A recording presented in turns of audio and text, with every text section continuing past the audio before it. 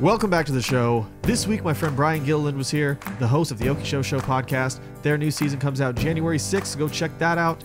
He also brought me one of his miscellaneous important things, and we talked about that. It was a lot of fun. I hope you guys enjoyed too. Here it is. Digging in the crates for something good.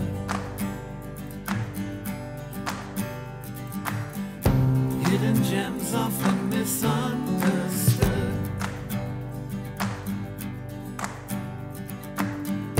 Cause you know there's no such thing as too much.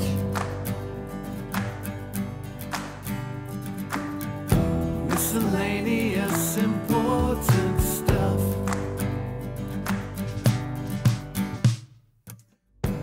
Beautiful. Oh, it's an exciting day. Your introduction song is so inspiring sounding. Is it? It is. In what way? It's kind of got like that worship band progression. Okay. That is not what I expected you to say. Wait, Like, that's not a bad all thing. right. I'm fine with that. I've just never had anybody describe it as that before, but That's, like worship songs have they have that, like, inspirational progression. sure. Yeah. I haven't listened to a lot of like worship band music, but thank you. Did you for know that your intro song sounds very worshipy? Well, it's how I asked for it to be written. I was like, please, I want it to feel like I'm in church. right. So, Yeah. that's not true at all. But Brian Gililland, that's who's sitting across from me. I feel like, did I just kick this off in like you know what your song sounds like? We're not going to address it anymore, all right? We're just going to go with it, and we're going to see what happens. I meant that in a I really like it kind of way. No, I know. I'm just giving you a hard time now. Oh, wow.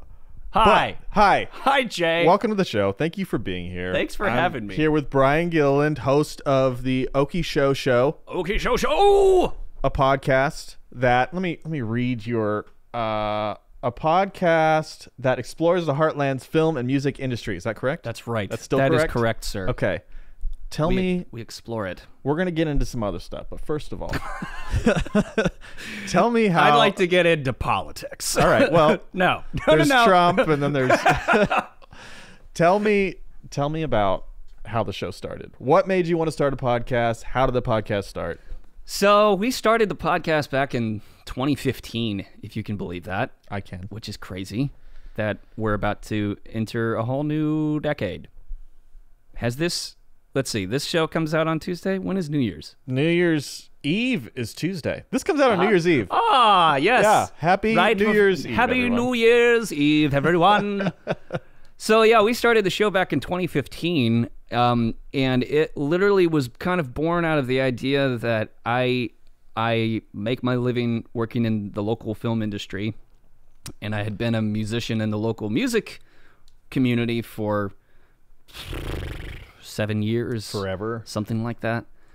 And it just occurred to me that there are so many little gems that are in this community that never really get a spotlight on them, and I wanted to put a spotlight on them. Like that's pretty much how it started, and it's just been kind of like a fun run ever since. It started off not like your show has started off at all. You have technology on your side.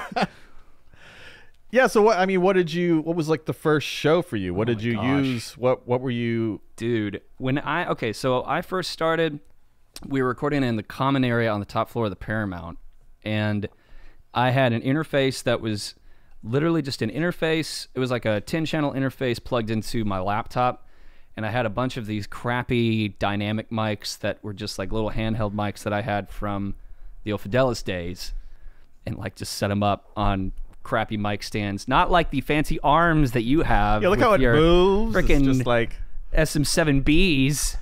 No, we had the crappiest mics ever, and it just sounded like balls. And I had my friends come on that Jacob Burns, like the Burns brothers, yeah. To talk about their movie Electric Nostalgia. And when the episode dropped, the movie had not even remotely come out yet. So like I don't think anyone knew what we were talking about.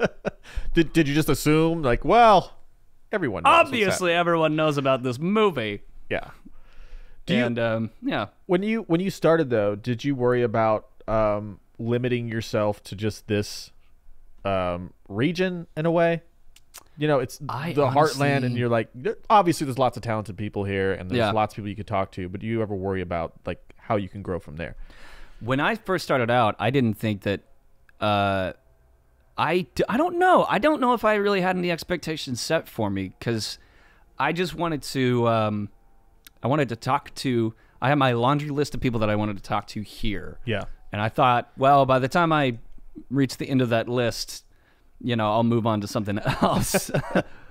and here we are. You're still here. You haven't moved on. Now here we are, like 4 or 5 years later, whatever math is, and we're still kicking. And now we're talking to people like Ryan Connolly from Film Riot, and you know, dude, I listened to that episode. Oh my God, and he like was so cool. I loved it because he seemed like just a the guy that I hoped he would be. Yeah, I guess he's totally one of us. Like and what you heard on that episode was just, you know, it was like 2/3 of the conversation that we had in total, because there was tons that we were just shooting the shiz. Yeah. You know, off. You know, we were still on mic because we were Skyping, but it was just so cool to get to hang out with that guy, because like he was an inspiration to me. And like, I don't know about you, but when we were in film school together, I learned more from Film Riot than I did from actual film school. Oh yeah, I watched Film Riot all the time, and some of it I knew already, but I also learned a lot.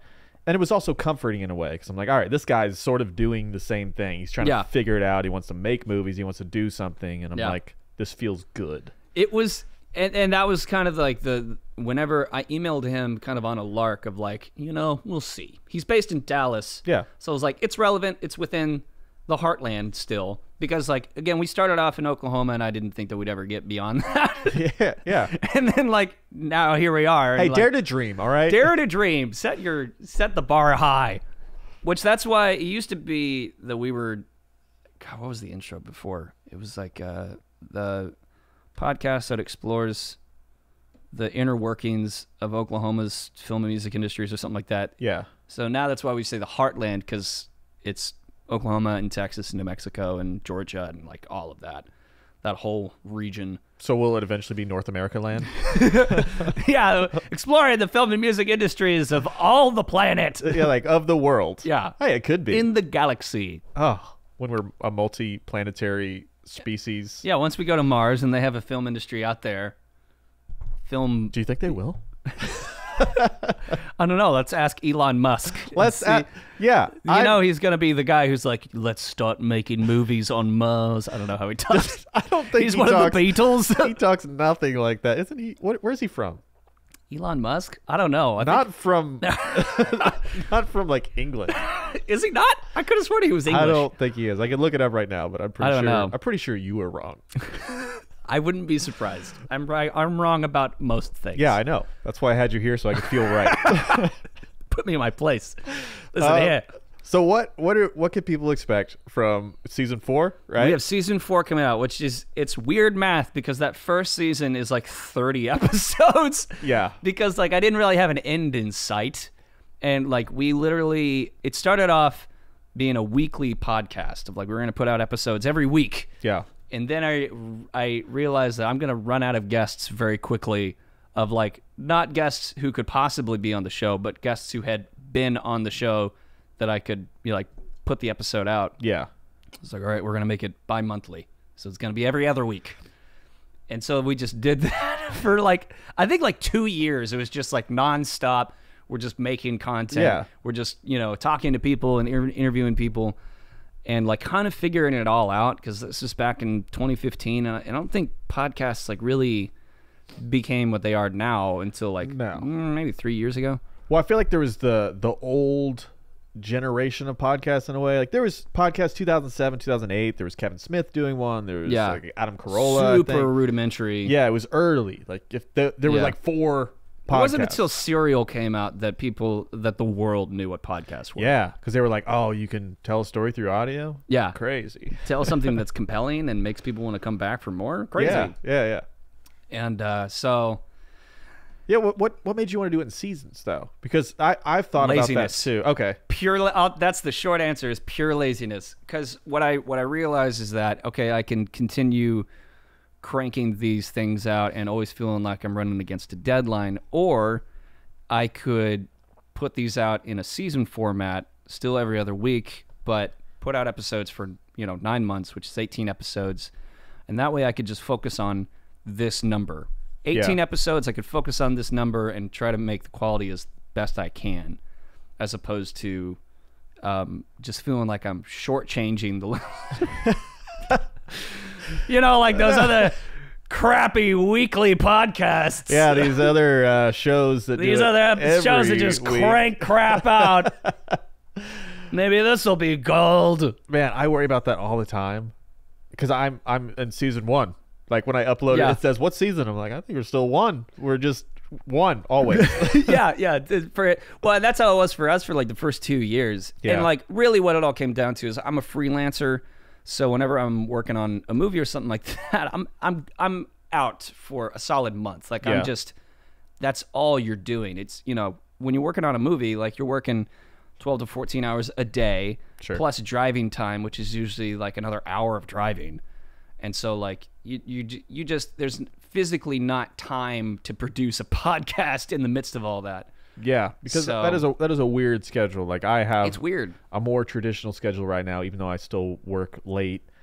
Movie's a whole different beast. Yeah, it consumes you for a while. It is all consuming.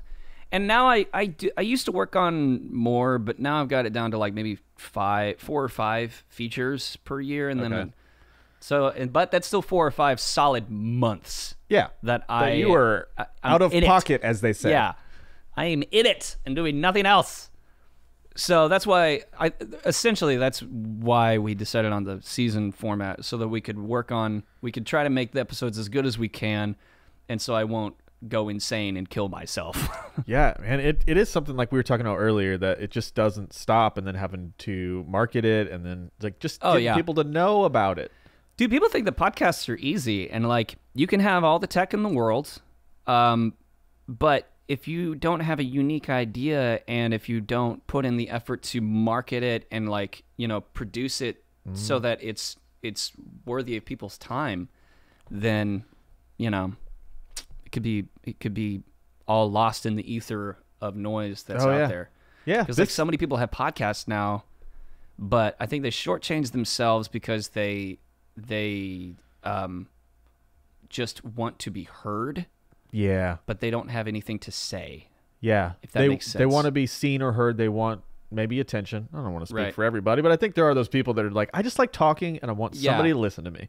I think that there's a lot of I think we have as a society, we're definitely dealing with some arrogance there of like, because the truth of the matter is like, dude, nobody cares what you have to say. No one cares what I have to say.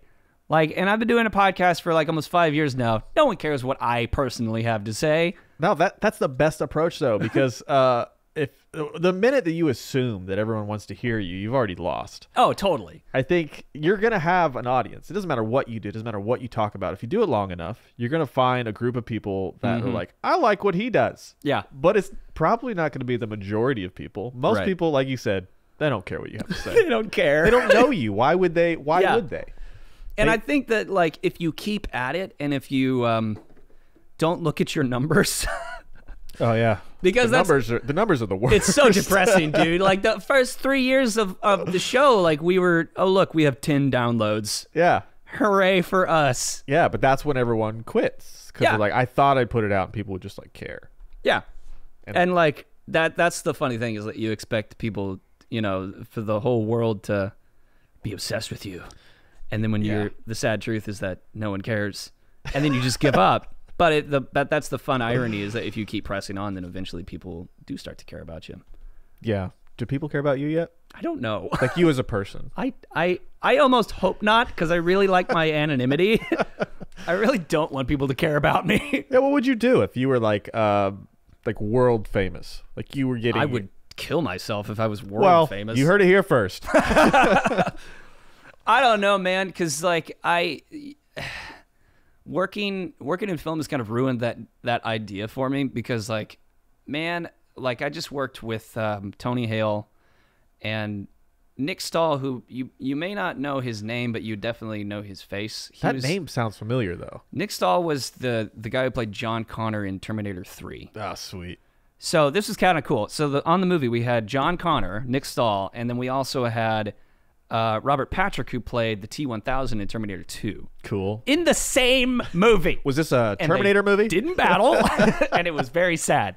And then you had Tony Hale in there like, you guys.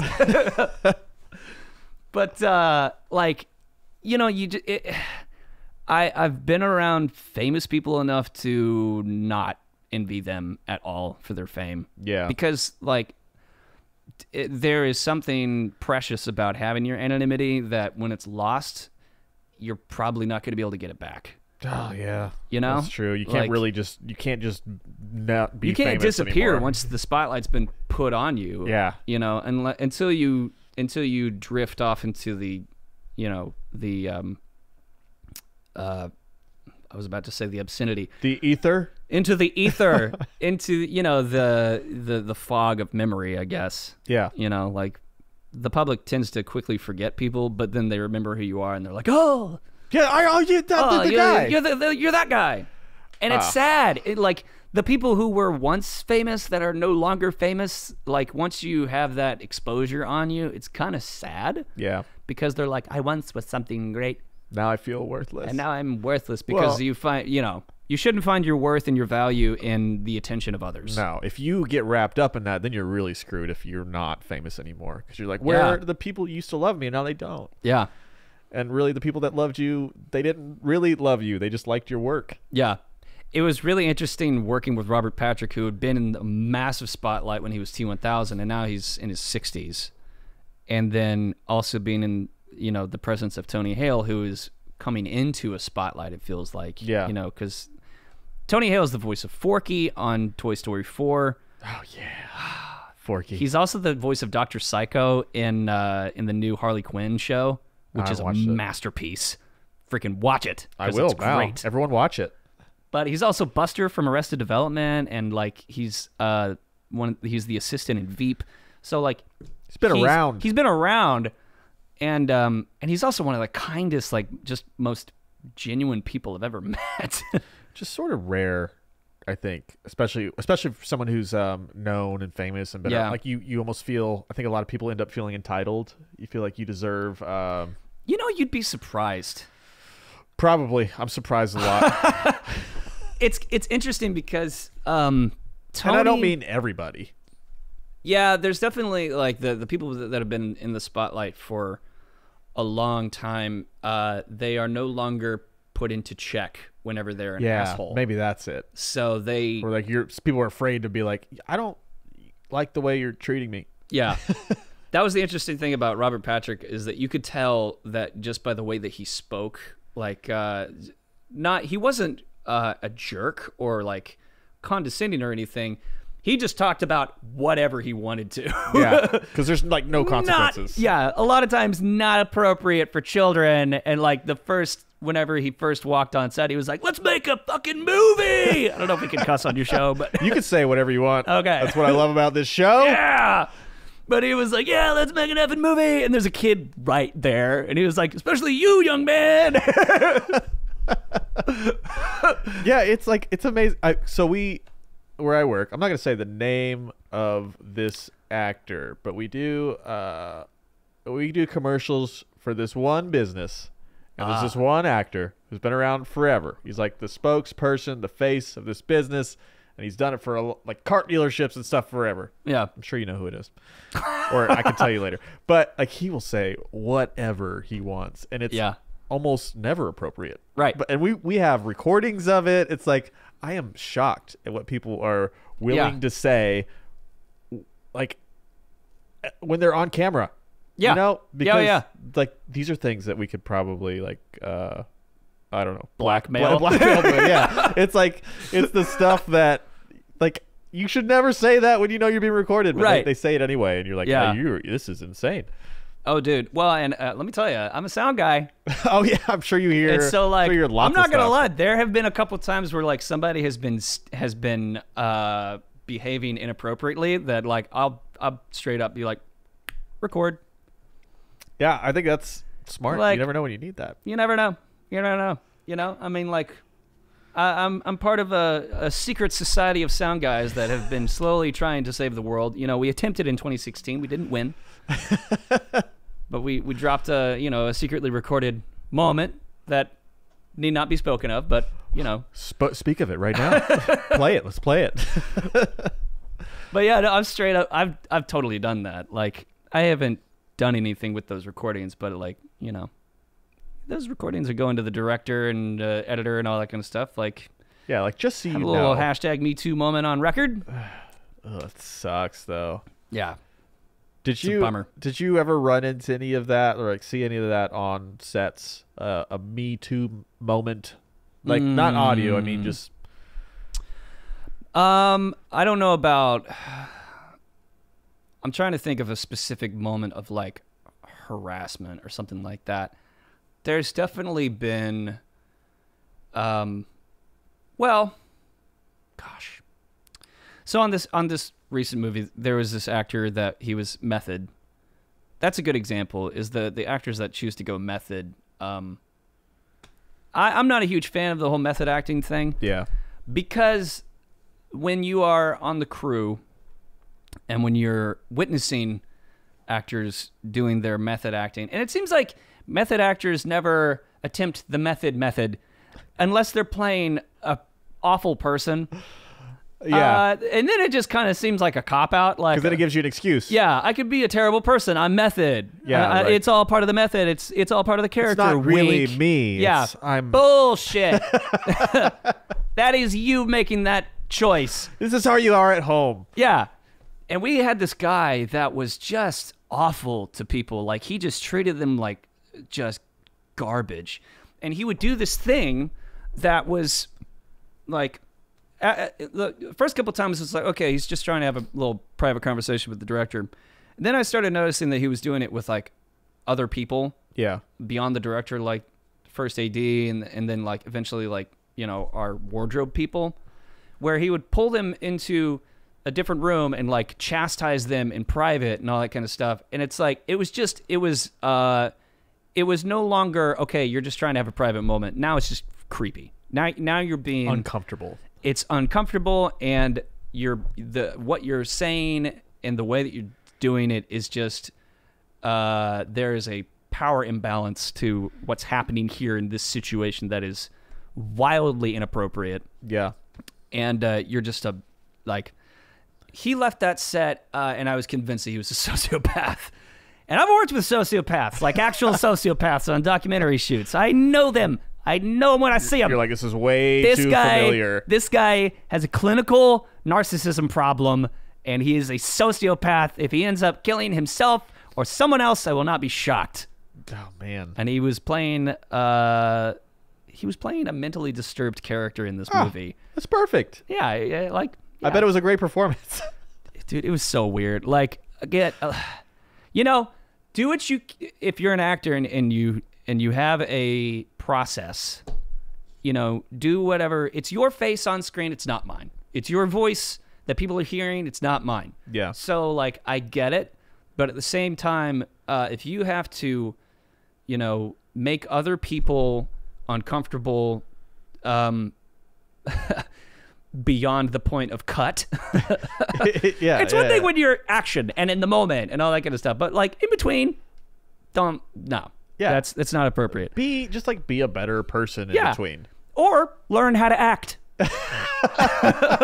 I'm just saying, if you got to go to these extreme lengths to do a performance, maybe this ain't the job for you. No, that's a good point. That's a good point, because I don't think I'd want to deal with that.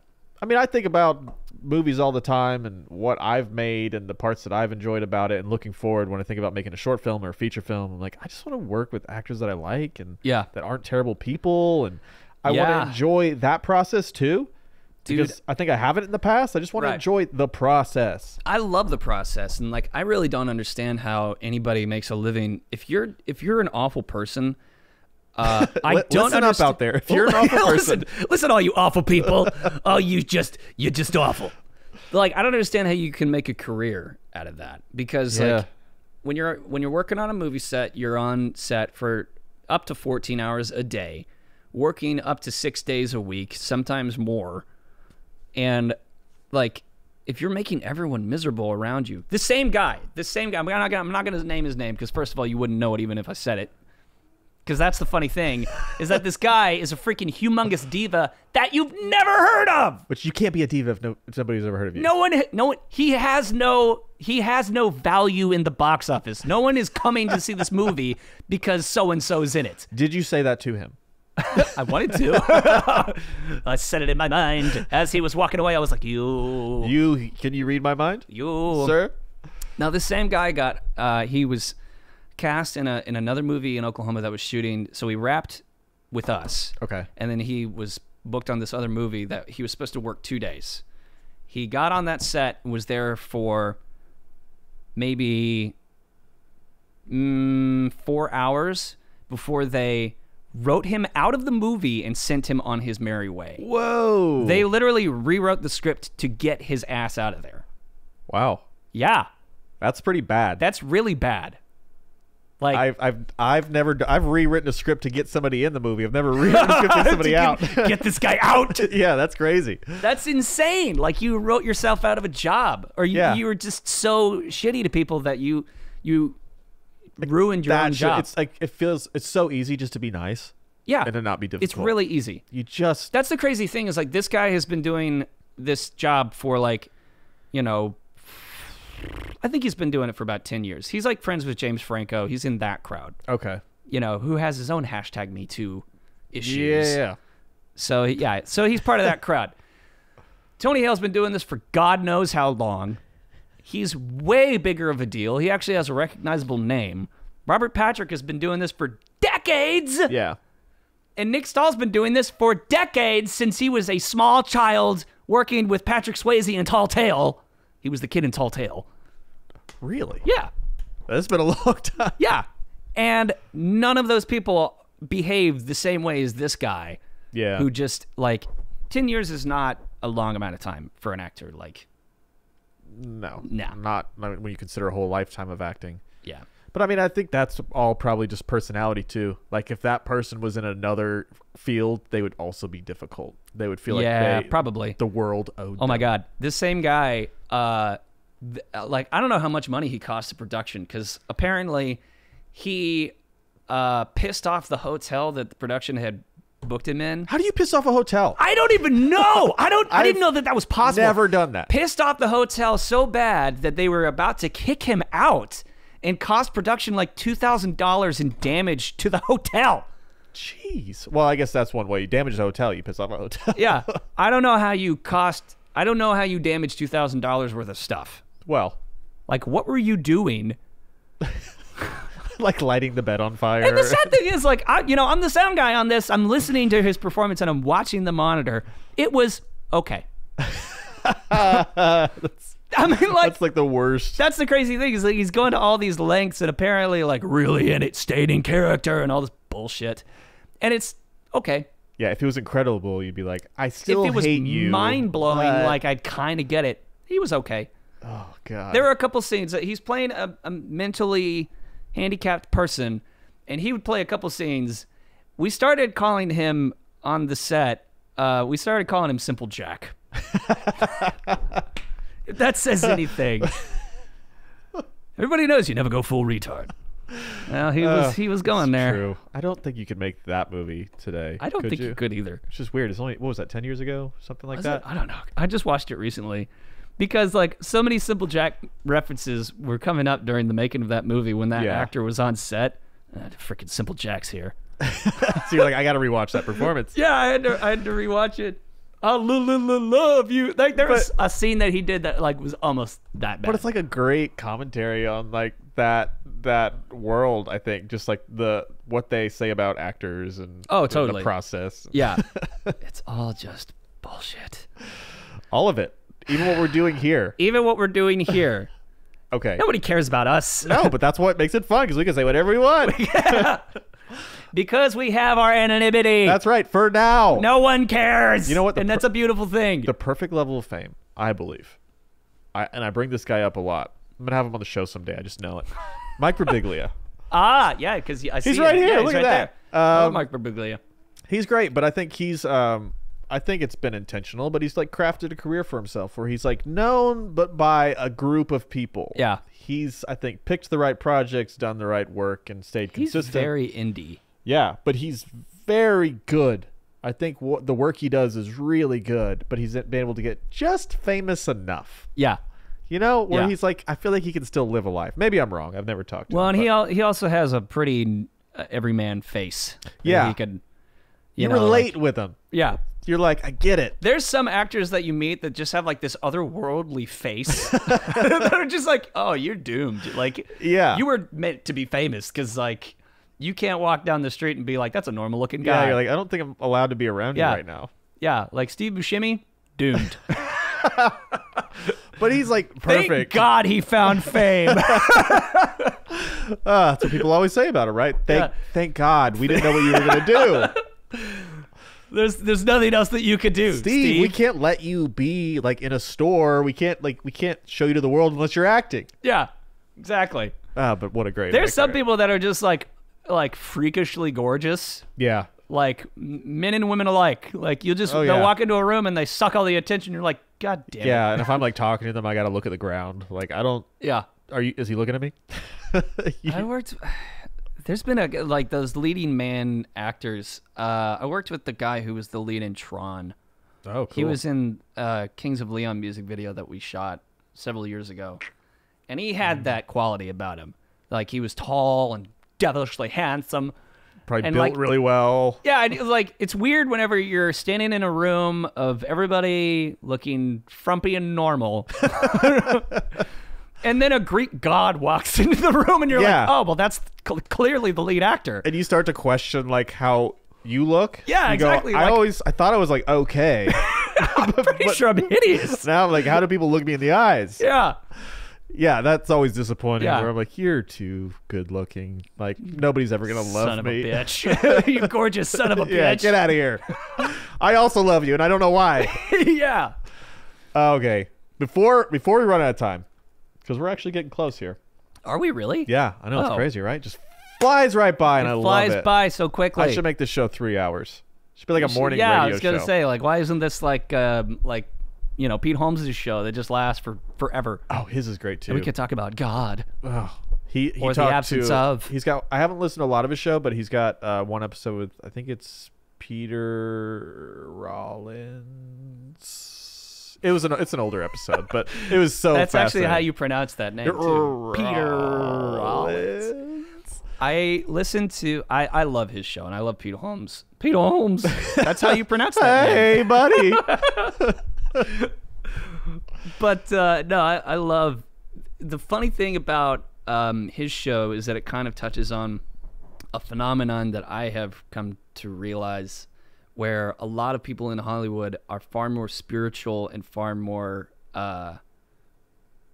conservative than you would ever think.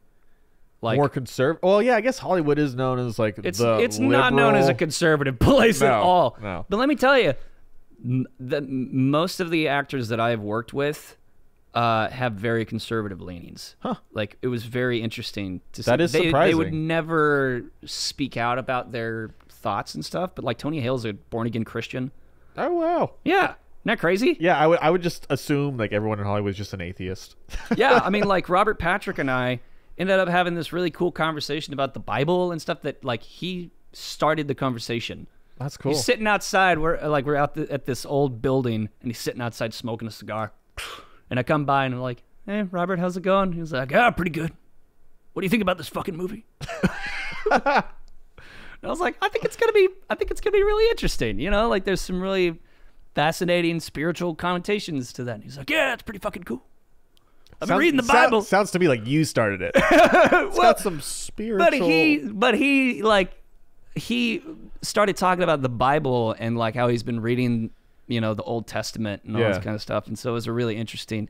I find myself having these really fascinating spiritual conversations with these actors that I never thought I would have. Yeah. But it's been really neat to just know that side of Hollywood even exists. Because, you know, I feel like I wouldn't call myself conservative. I would call myself moderate, if anything. Yeah, that's more where I land now. Yeah, I'm like a happy medium with everything. Yeah, I'm like, you do you. Yeah, you do you. Just leave me alone. Because I don't think anybody's right.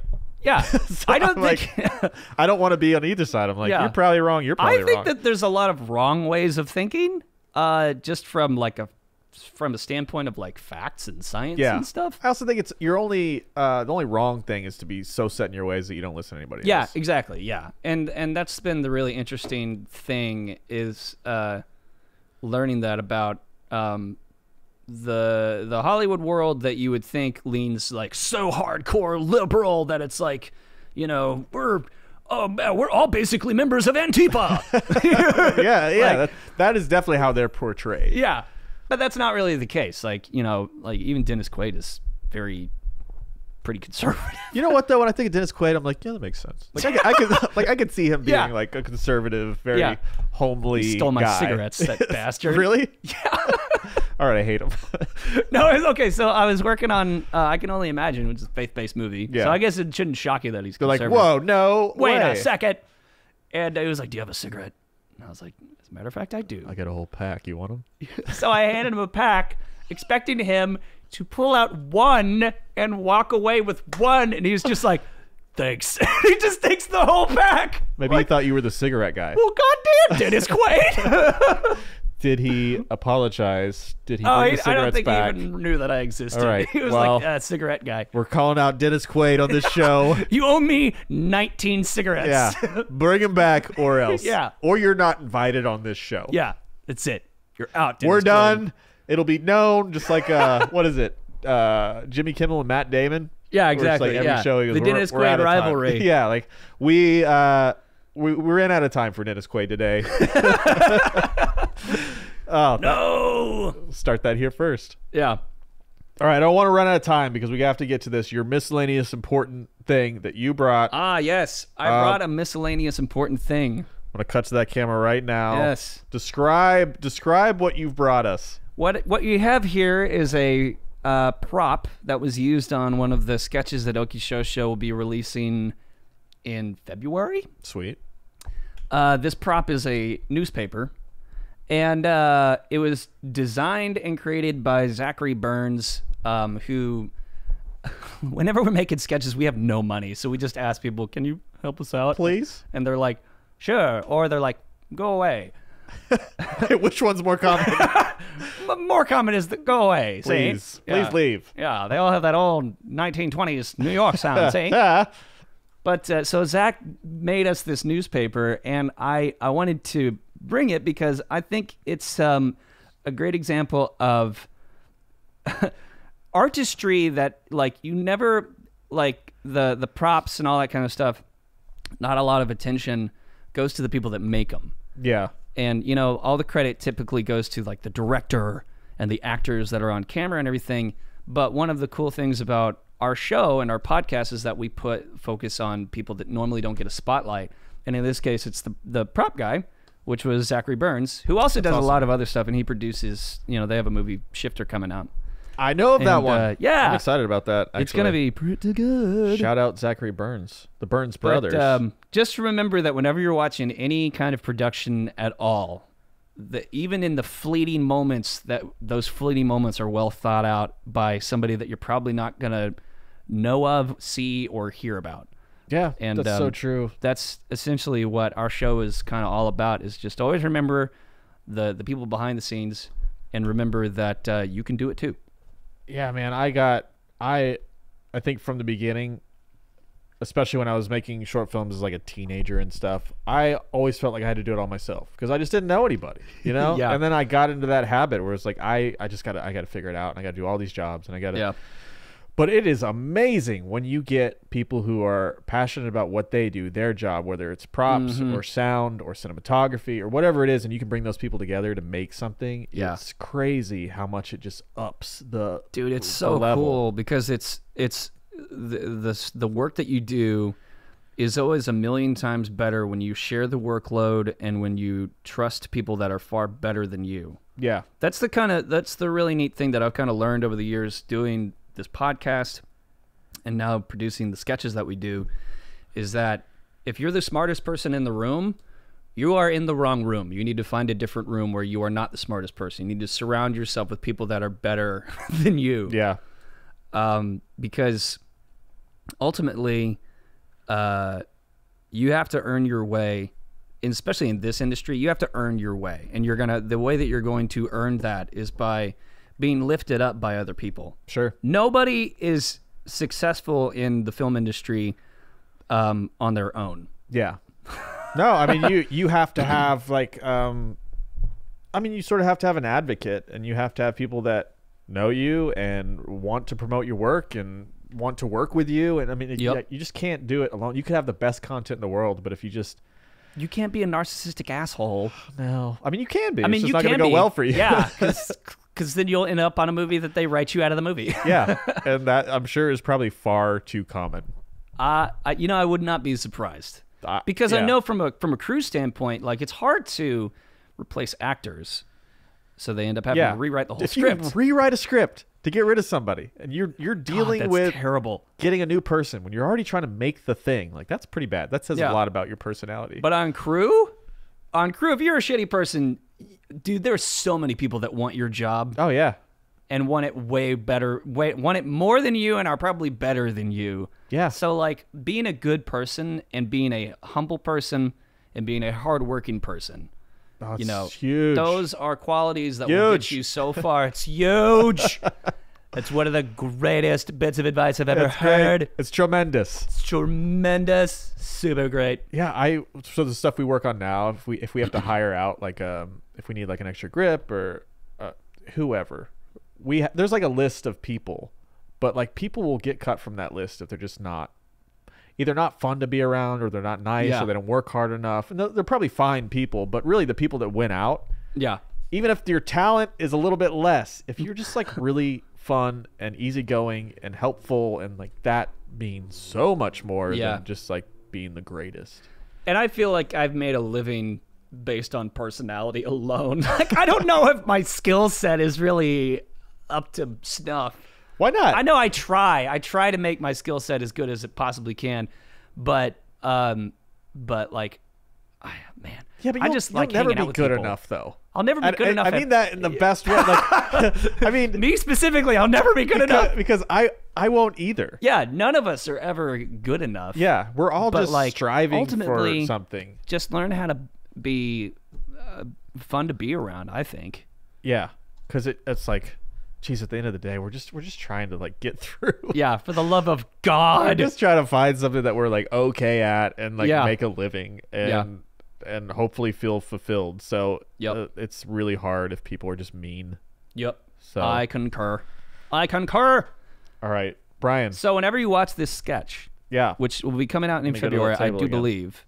Be sure to keep your eye out for that little newspaper. It's like within the first minute of the sketch, but it's called Breaking Up with Facebook. It's about a guy literally breaking up with Facebook. Which I feel like we should all probably do. We probably should. Yeah, I love that because, I delivered papers for 5.5 years or whatever it was. So to like see that sort of prop, like I remember you telling me about that. I think I even made like a newspaper prop at one point because that newspaper material would be the topper on our bundle of papers. Yeah. So I used to take those home and then I just print directly on them and make it look like a newspaper article. And so I mean the fact that that's like a full page looking newspaper, I love that. Yeah, it's really cool.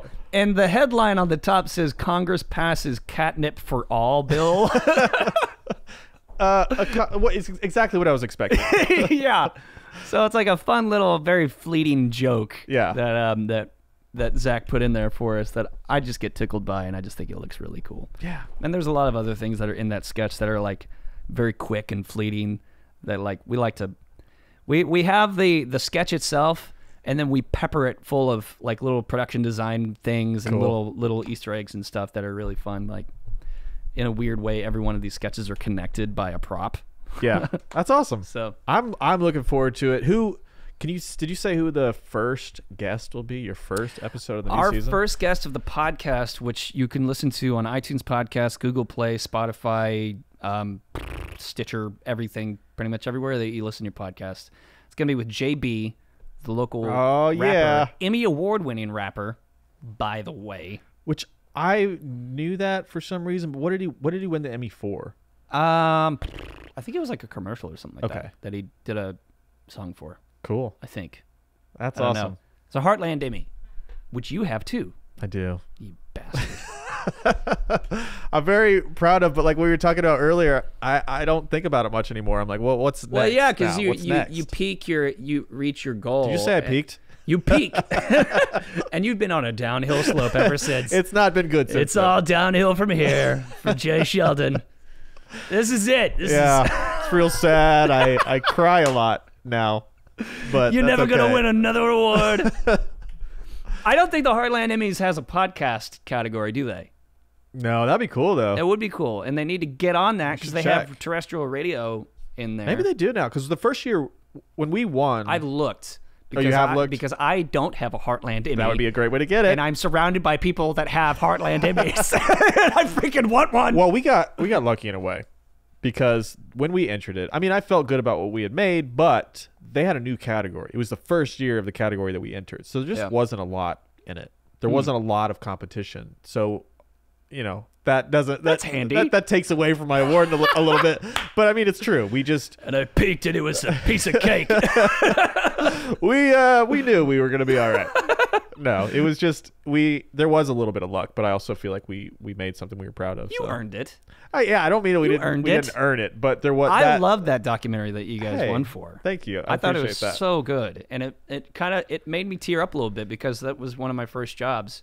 For the listeners who don't know, Jay here won Heartland Emmy for his documentary about film projection. So actually, I think I'm gonna put that on our YouTube channel. You should, because it's fantastic. Because I want to put old work on there, because it's sort of in line with what I'm trying to do.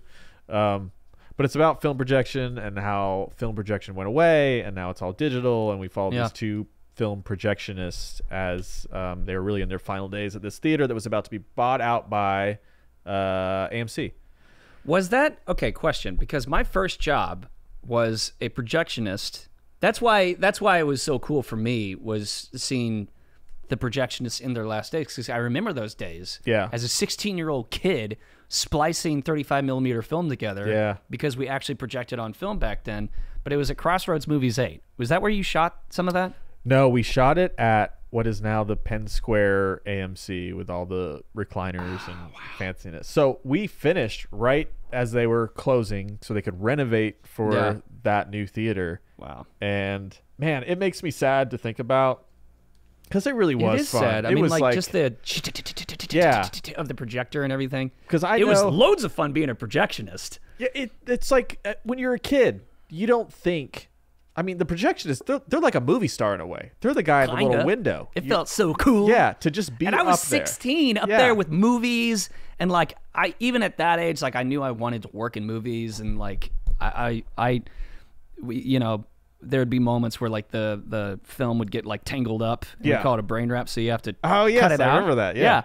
And so I don't know where they are now, but I'm sure they're somewhere. I still have 35 millimeter strips from the movie Brother Bear, and I think The Matrix Reloaded. Oh, cool. And Final Destination 3. Okay. I think it was like during that period.